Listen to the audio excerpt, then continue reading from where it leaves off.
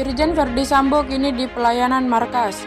Namun sebelum lanjut, pastikan jari Anda sudah menekan tombol subscribe terlebih dahulu agar Anda tidak ketinggalan berita terupdate dari channel ini. Jika sudah, mari kita lanjut.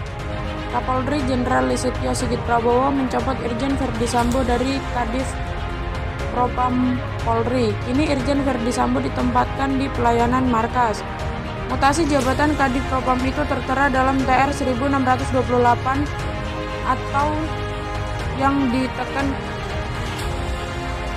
Kamis 4 Agustus 2022.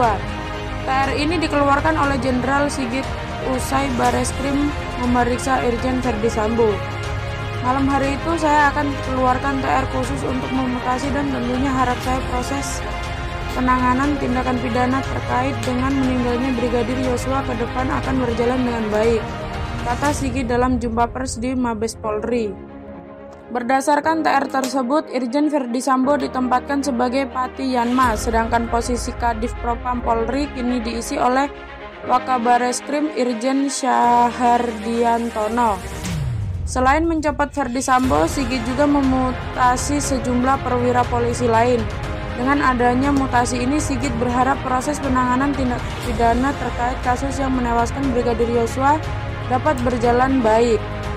Sebelumnya, Sigit menyatakan ada 25 personel Polri yang diperiksa karena diduga tak profesional dalam penanganan kasus tewasnya Brigadir Nofriansyah Yosua Huta Barat atau Brigadir J. Selain diusut secara etik, 25 personel itu juga disebut bisa diusut secara proses pidana.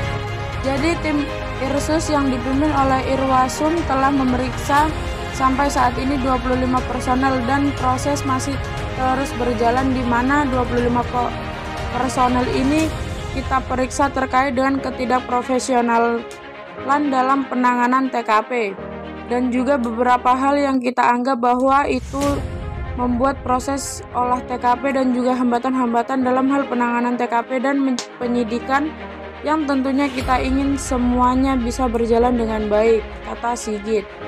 Dari 25 polisi yang sudah diperiksa, 3 orang merupakan perwira tinggi. Kemudian 5 diantaranya merupakan perwira menengah.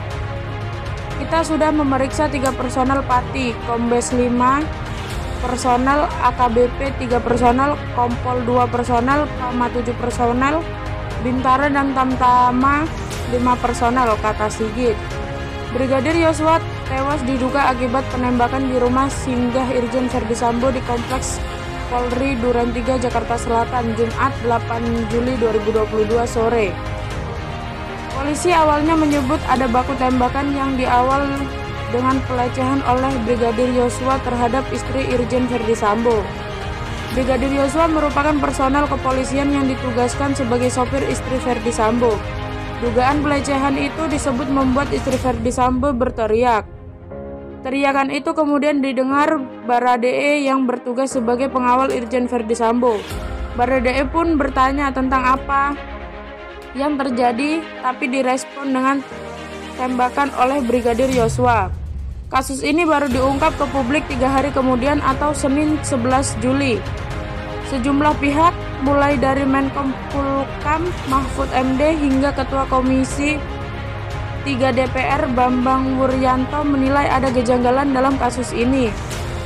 Kapolri Jenderal Listio Sigit pun membentuk tim khusus untuk mengusut kasus ini. Selain itu, Komnas HAM dan Kompolnas ikut mengusut sebagai tim eksternal. Bareskrim pun telah menetapkan Baradae sebagai tersangka kasus dugaan pembunuhan. Tindakan Baradae digunakan bukan pembelaan diri. Irjen Verdi Sambo meminta maaf atas dugaan pembunuhan yang terjadi di rumah dinasnya tersebut. Saya juga ingin menyampaikan permohonan maaf kepada institusi terkait peristiwa yang terjadi di rumah dinas saya, Duren 3, kata Irjen Verdi Sambo kepada wartawan di Bareskrim Polri Kamis 4 Agustus 2022. Irjen Verdi Sambo juga menyampaikan belasungkawa kepada keluarga Brigadir Yosua. Dia berharap keluarga Brigadir Yosua diberi kekuatan menghadapi insiden ini.